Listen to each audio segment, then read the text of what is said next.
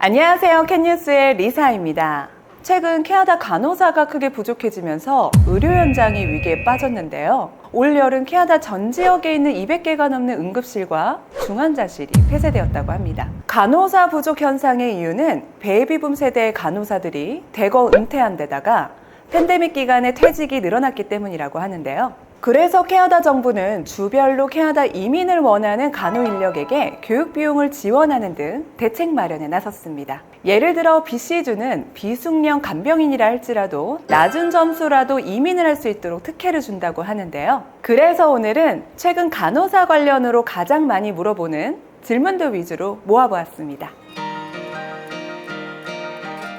네, 있습니다. 컬리지 과정 중에 학사학위 소지자들을 위한 준석사 과정이 있는데요. 입학 조건은 최근 3년 이내에 최소 1년 이상의 임상 영역이 있어야 하고요.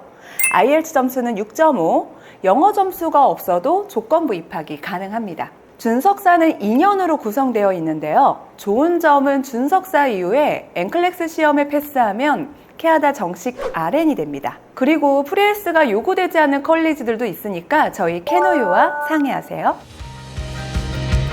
NCLEX 시험이란 북미에서 간호사로 일할 수 있는 간호면허 시험이라고 보시면 됩니다. 캐나다 간호사 종류는 RN, PN, 간호사 조무사로 이 세 가지로 나뉘어져 있는데요. RCA와 HCA, 간호조무사입니다. 이 RN과 PN의 관리 감독 안에서 간호보조 활동을 할 수 있고 정식 의료 활동은 할 수가 없습니다.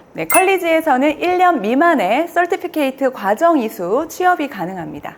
그리고 PN은 캐나다 컬리지 간호학과 2년 디플로마 과정을 이수한 중간호사라고 하는데요. 이 국제학생들이 가장 많이 입학하는 과정이고요. 이 PN 간호사 시험을 합격한 후에 PN 간호사로 일할 수 있습니다. RN은 4년제 학사학위 과정을 이수한 정식 간호사를 이야기하는데요. 이 PN 간호사들을 관리하는 매니저 직급이고 보통 컬리지에서 PN 과정 졸업 후에 경력을 쌓은 후에 RN으로 넘어갑니다. 컬리지는 세 군데를 좀 추천드릴 수 있는데요. 펜쇼 컬리지, 쉐리던 컬리지, 험버 컬리지 추천드리고요. 입학 조건은 대부분 고등학교 3학년, 수학, 생물, 화학 성적을 필요로 합니다. 점수가 없는 분들은 프리헬스 과정 이수 후 입학이 가능합니다. 영어 점수는 IELTS 6.0 또는 토플 80점, 영어 점수가 없어도 조건부 입학이 가능합니다. 간호학과 졸업 후에 병원, 클리닉, 지역보건센터, 의료장비회사 등 다양한 곳을 취업하는데요. 특히 최근에는 간호사 인력 부족으로 많은 수요가 있으니까요. 꼭 도전해 보시길 바랄게요. 캐나다 간호사 연봉은 한국 간호사 연봉에 비해서 굉장히 높은 걸로 유명한데요. 캐나다 간호사, 이 PN일 경우는 평균 연봉이 캐나다 달러로 54,668불이고요. 이 RN일 경우는 71,877불이라고 합니다. 네, 그러면 이 한국 간호사와 캐나다 간호사가 도대체 어떤 부분이 다를지 저희 유라이 기자가 취재했다고 합니다. 유라! 어이 신입, 저 환자 몰러 왔어. 환자 파악 안 해? 카운트 제대로 해야지. 아직도 정신 못 차렸어? 그래, 결심했어. 해외로 떠나자.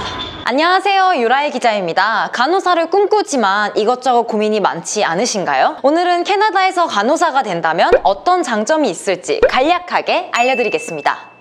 주마다 병원마다 차이가 있을 수 있으니 참고용으로만 봐주세요. 쉬는 시간은 쉬어야 할 때 갖는 것. 캐나다는 개인과 가족의 문화가 중요합니다. 그렇기 때문에 개인의 쉬는 시간은 할 일을 다 하고 나서 갖는 게 아니라 쉬는 시간이 되면 쉬어야 한다라는 마인드라고 합니다. 간호사와 환자의 비율.